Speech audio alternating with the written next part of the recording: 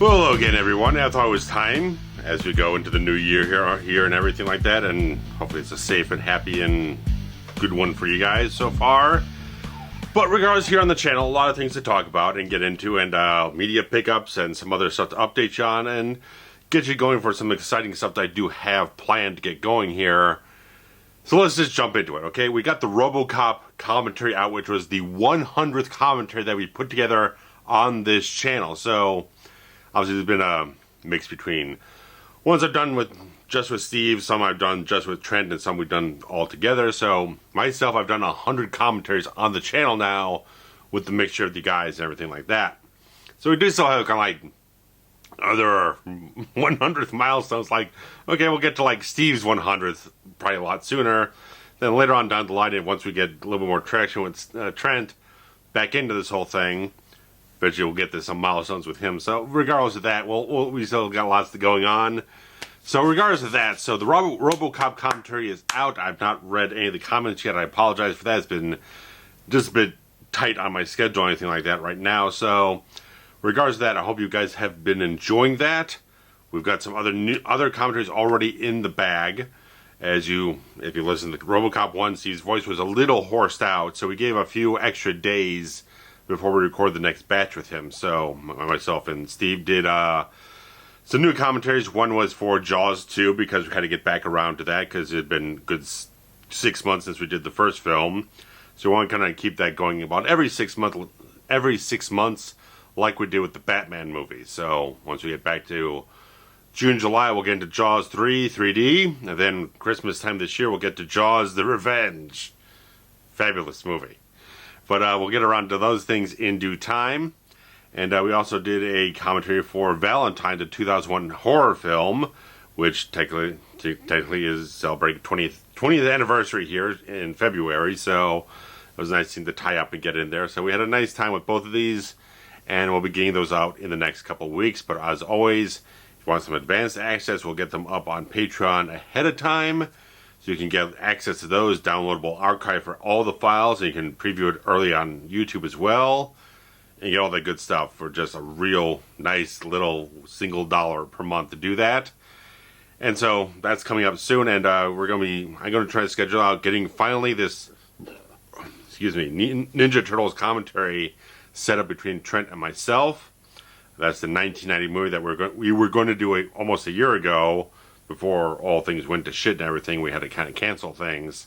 So we missed the 30th anniversary on that, but we will be getting that back up, along with some other real nice treats we still have in the queue. So once we get closer to actually making those happen, I'll talk more about that. But we got some other stuff to talk about with the channel here. I'll get to reviews first, because Retro Video Series is a little bit more long-winded in a certain way. But okay, review-wise, so I was going to do the review for the Blob for the '88 film, the remake. But I kind of decided, okay, I want to put that just a tad bit on pause and do something else first. That's also horror-related, because the other day, several days ago, I was banging around my head about things, and we had this whole thing a couple of months back when I had the whole problem with the copyright claim from Universal, their Vobel, the company they employ to do all their copyright claims and everything on YouTube, stuff like that. They're called Vobel. They used to be Zephyr, but this company bought them out. Zephyr was a pain in the ass, and these people are also being very stringent about things, so it's not much of a change in how things are being handled there. But Born Identity Review back in September, it had some entanglements when I was uploading it, where they kept catching the content ID system over and over again. Eventually fixed that up, but several weeks later, there was a manual claim put on the video. They blocked it. I disputed it, which made it public again. Eventually, they rejected my dispute. So it's public, but I can't monetize it. And at that time, back in October or whatnot, I was like, okay, after this whole experience, it was a very, very stressful, frustrating shit. On top of everything else I had been going on throughout that month with, it just made it a thing where I was just going to bar all doing anything from Universal in terms of a review where I have to incorporate footage from the film into the video. Obviously, commentaries don't factor into that, so that was perfectly fine. It was like I didn't want to go through it again. I just want to deal with it. Just screw it. a couple of days ago, I was thinking about it and stuff like that. I was just like, just fucking to hell with it. Just to hell with it. There's films I want to cover that are from that studio. If things get into a complicated situation again, I'll fucking deal with it as best I can. I can go through an appeals process on YouTube, but I haven't done that in years. I haven't done that in years, where it just felt like at a certain point the culture felt like it changed a lot in terms of how YouTube was dealing with things and approaching things. It just got a lot more complicated, a lot more of an aggravated, a lot more aggravation dealing with that. And so I just like, I just don't really want to do that. I would end up contacting YouTube, kind of get the email address, the contact information for the claimant. I'd email them a nice email, explain the situation. A lot of times they'd do something. They would go ahead and release it, something like that, and so on and so forth. But there's a couple of studios. Lionsgate is kind of picky. They've had things. They've had a death grip on my Return of the Living Dead 3 video, my Crow video. They won't let go of it, even though the fact that they don't have any copyright claim over the Miramax library, which is The Crow. They won't release the damn thing. I put in an email months ago trying to explain that, like, you don't have any right to keep this on here anymore because Paramount now has all the distribution rights for this catalog. You don't have any connection to this. Fuck it. MGM's a pain in the ass too. Just like there's certain entities that are just very difficult to deal with. I was like, I just fuck it. I just want to cover some films, so there's some things that are back on the slate. I left them up over here. So, Chronicles of Riddick is back on the list. I'm going to do that eventually. Not right away, but it's on there. We've got...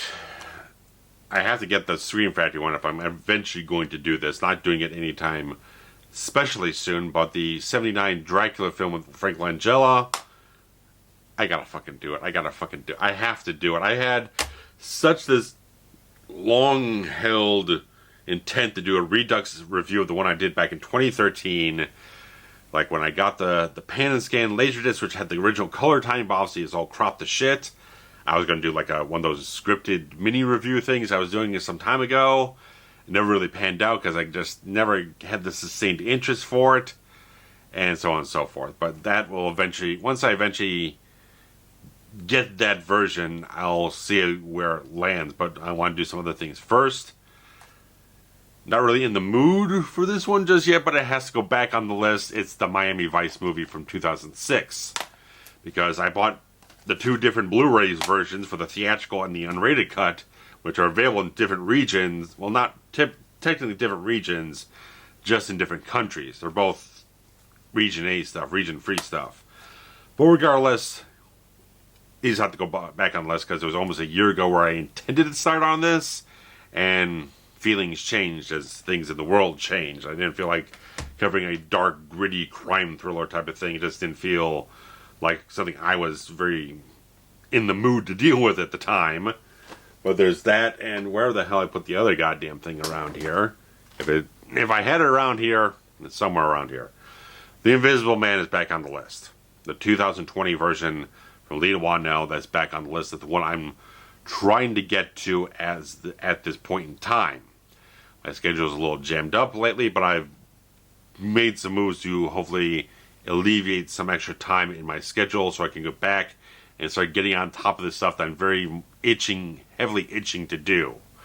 So I got all the stuff from the disc ripped, but I got to sit down. I got to listen to the commentary on the whole thing.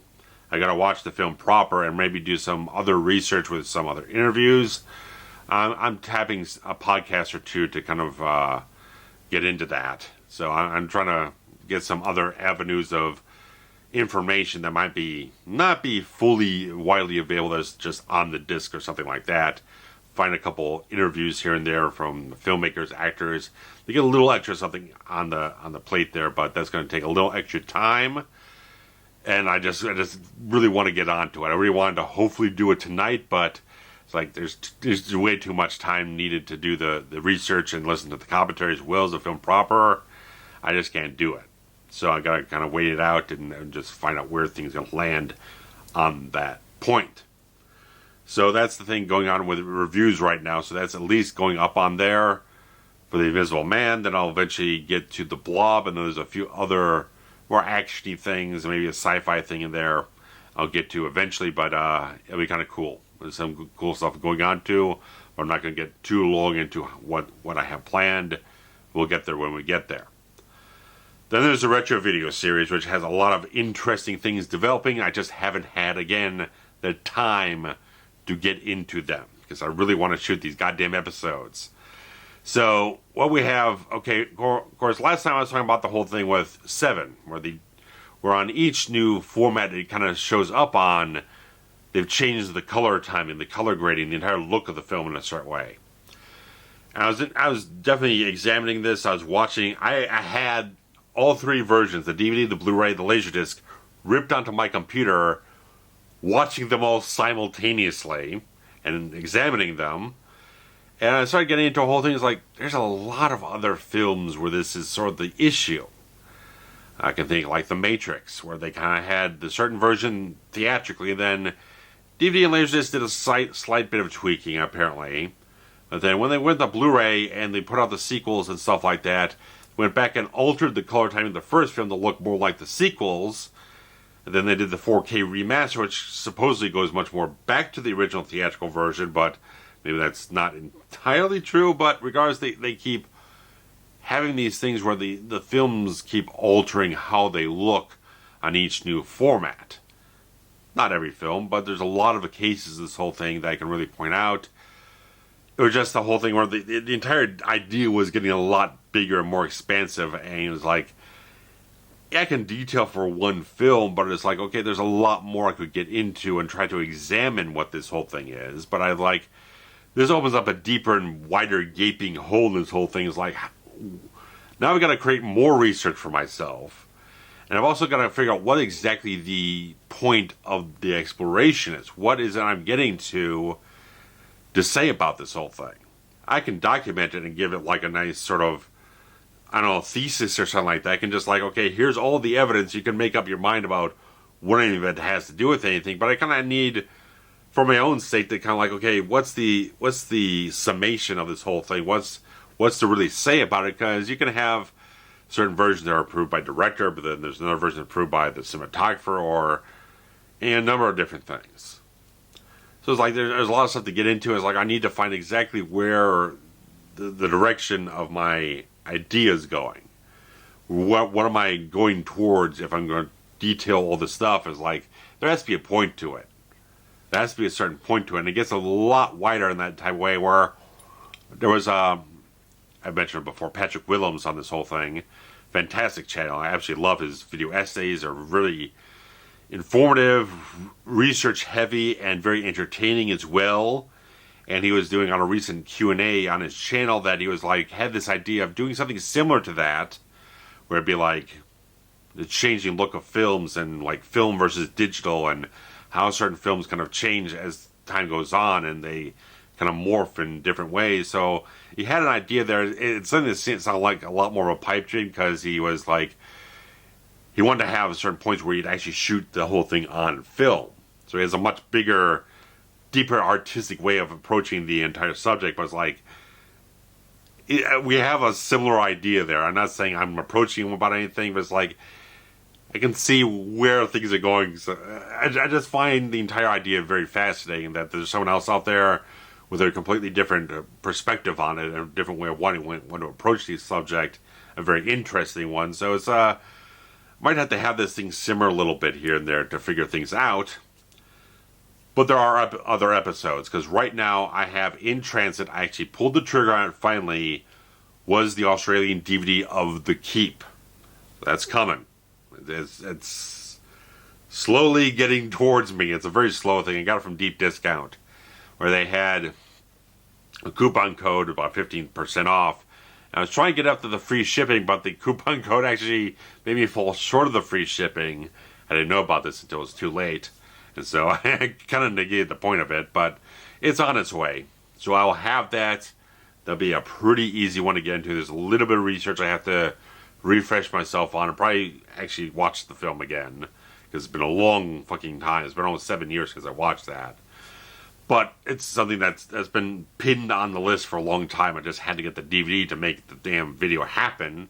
So that'll be coming up soon. That'll be coming up soon, absolutely. I want to get into that, because it's a perfect title to focus on for the retro video series, because it's just one of those titles that has been obscured through home video for a long time. A lot to explore there. But there's also the whole thing. Another title that's been on there since pretty much the inception of this entire series is Highlander II, because it's a whole film that has multiple versions of it. Almost like radically different versions.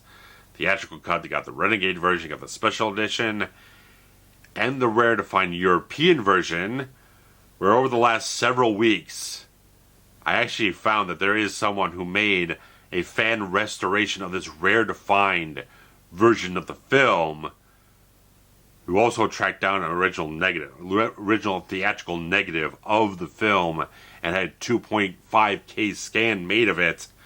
I have been in contact with this person, who is very much pleased to have me doing a video, planning to do a video like this, because he wanted to do for years certain videos about detailing the differences between the different versions. And so I kind of approached him, found the thread that he had all this stuff documented on, and I downloaded the versions. I have them, and I have to get into this. I actually have to sit down and watch Highlander 2 in multiple versions to get into this, which some people might find torturous, but it's going to be interesting. It's something that I was like, I got to do this movie. There's a morbid fascination for myself about Highlander 2 that I really have to expunge from myself, because I did a review video all the way back at the beginning of this whole thing, 2013 again. It wasn't the best video. It wasn't as good as I thought I wanted it to be at the time, and since I'm focusing on the different cuts of this film and how it keeps morphing and changing as they keep going back to it and recutting the whole thing, it's very interesting to deal with this thing. It's very interesting to get into this, because there's a lot of, as this guy's also gone through and done this sort of clarification thread up on the Blu-ray.com forums to kind of like fix up the information that's been kind of almost double talked in a certain way from the producers and stuff like that, or they said one thing but they then went ahead again, said something else. They've kind of muddied the waters about exactly what the original intents and all these different things were about Highlander 2, and he's very much pleased to have me take the information that he's put together for this whole thing and feature it in the video. So I'm very much pleased to have that at my resource, because if I didn't have the European cut, it would have been just this crater in the middle of the whole thing for myself. Like I wouldn't have as much definitive information about it. So it's going to be a very interesting type of thing. It's very much a different cut of the film altogether. So it's going to be a lot of things to talk about in the whole thing. That definitely, I'm really itching to get up on it. I just haven't had, again, the time to devote to it as I wanted to. So I'm going to have a 3-day weekend coming up. I got 3 days off in a row to start working on stuff. Stuff will start happening. So I just got to figure out what's going to happen when. So I've got a couple of days to sort this stuff out and figure out what I'm going to do. Find some time to start watching all these different films and whatnot, to just get some research and stuff behind me to get into talking about this, because obviously one of the media pickups that I had to get was the Renegade version of Highlander 2 on DVD.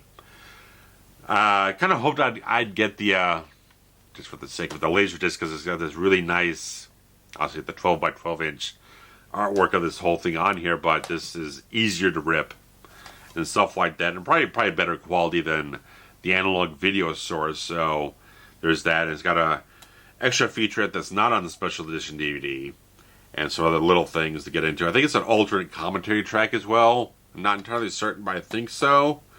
So might get into that, just see how much is really important to analyzing the different versions of the film. But paid a little bit more for this than I really had hoped for, but not like it's exceptional. I thought I'd get it for like bargain basement, some like clearance rack thing. Like I hope I get it for like $3 or something. I paid about $8.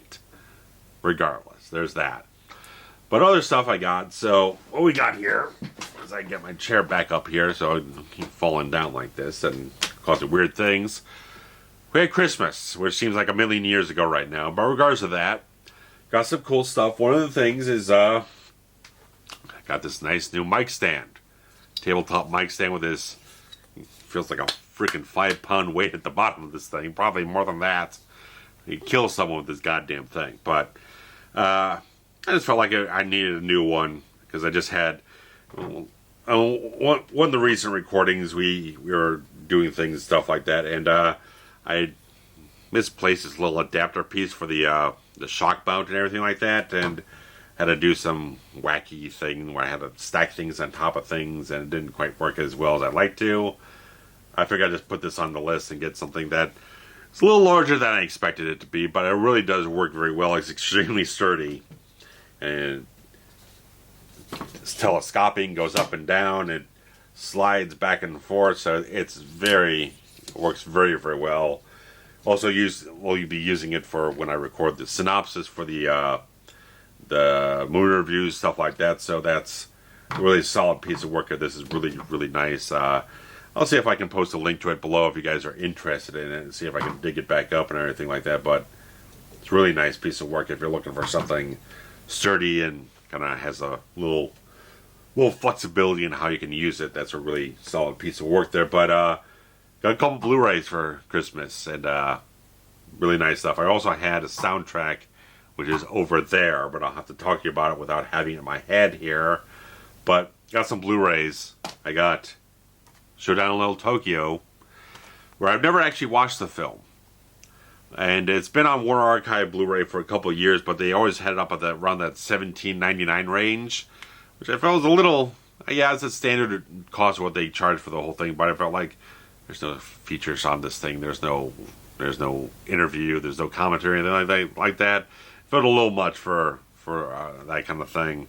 But I always wanted to check out the film, but in the DVD age, they only had a 4x3 version. They never had a widescreen version of it available, so I never rented it.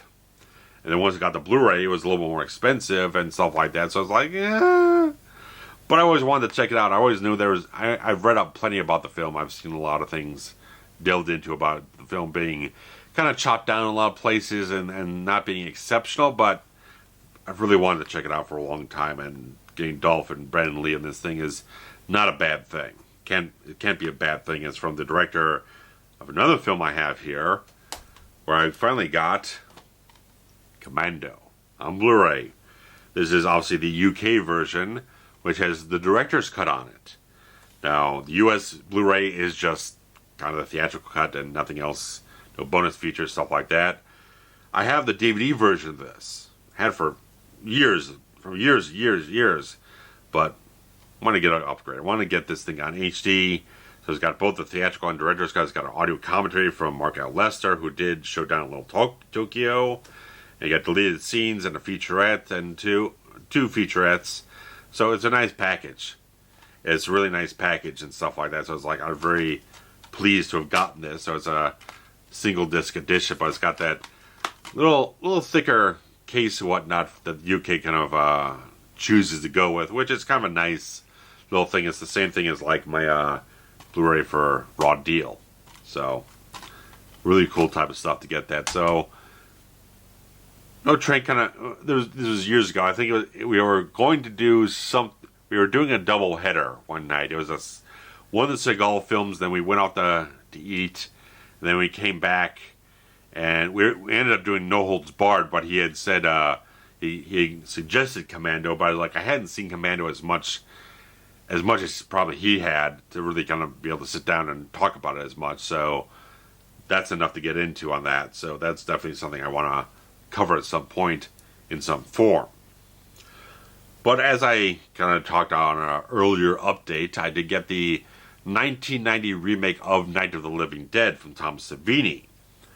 It's like, okay, we think like we've done a lot of originals versus remake stuff with the commentaries this past year. We could definitely put this on the list if I had the original from the Criterion Collection. This was the version. It's the one and only version to get. Romero was involved with this release shortly before his passing. Proved the transfer. There's an early work print cut on this whole thing, like an early cut of the entire film. And of course, Criterion loaded with features, just loaded with stuff. And I talked to Steve, and he definitely gave it a green light that we can cover this, because he has never seen the remake. I've never actually seen the original, so we need to do a little work there. So that's probably not going to be happening too damn soon, but it's definitely down along the line here. And they got this really involved poster here. You got liner insert with liner notes, and they got big old poster thing going on there. So I didn't even realize that until now. I don't think, but Criterion, good stuff. And that's the last of the stuff I had for Christmas. I also had another mic stand that's just kind of more of a straight up and down telescoping one, which I just happened to have on the list and just got bought anyway. So that's the only one I really need, but that one can still come in handy on a rare occasion or whatnot. But over at Best Buy, I had accumulated up to got one of my $5 reward certificates. It was expiring at the just like the first weekend of January. It's like, okay, I got to figure out something. I got to figure out something to use this on. I was battering things around and trying to find the right what to really use it on, and I decided, okay, I really wanted to get Ant-Man the Wasp for a long time, and I price matched it online to Amazon, and then I did the online pickup with the reward certificate. So I got this for like $15. So that was a really nice price for this, because I didn't see it in the theater. I saw it on Netflix right before Endgame came out. It's like, I really enjoyed the hell of it. It's really fun stuff. So I really wanted to grab that because I already had the first film. I really wanted to add this one. There's the one other Marvel film I was rather interested in getting for myself and kind of rounding something out there that I really wanted to have for myself. So really fun, really fun. If you haven't taken the time to see it, it's a really, really fun type of thing.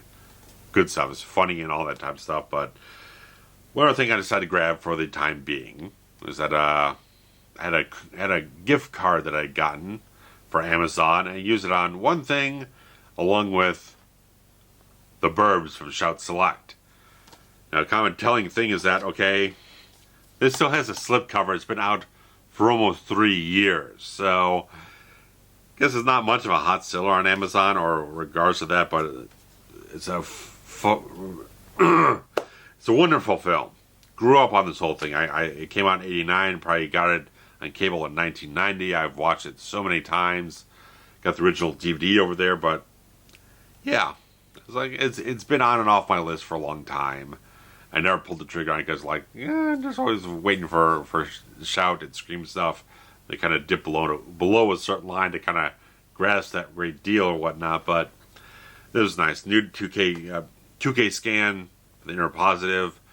They also have a work print on this thing, along with the deleted scenes and alternate ending, interviews, all types of stuff on this thing. So I was like, yeah, I was really like, I really need to grab this.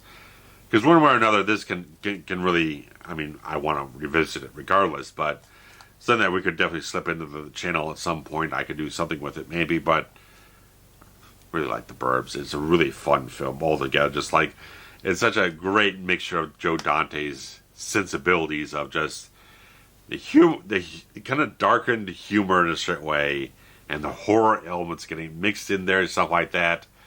It's wonderful. Just absolutely wonderful stuff. Wonderful cast. Tom Hanks, Carrie Fisher, Corey Feldman, Bruce Stern. Just wonderful stuff going on in the whole film. I absolutely love it. Great stuff. Just wonderful stuff. And there's one other thing. Not directly this stuff, but I've had this book, The Art of the Empire Strikes Back, this 1994 edition, probably for like 25 years or something. Because they did end up doing there was an original version back in the 80s. This was a 94 re-release. That after the special editions, they put out yet another updated version with additional artwork from the actual special editions. So I've had this for a long, long time. And I was like, why did I never grab the other ones? Why have I only just had this one? Why have I never bought the other ones or saw them out or anything like that? Because they're not in print now anymore, I don't think. They don't seem to be. But luckily on eBay, I was at least able to get the one for A New Hope, which is the special edition update. So it has all that Ralph McQuarrie beautiful artwork in this whole thing. If I can find some of it. Storyboards and all these wonderful little things here. Just see if I can find something that's McQuarrie-esque in this whole thing. But they got matte paintings in this thing. Yeah, little stuff down there. Don't want to block the microphone or anything, but got some good stuff there. And like I said, they got random matte paintings in this whole thing and storyboards.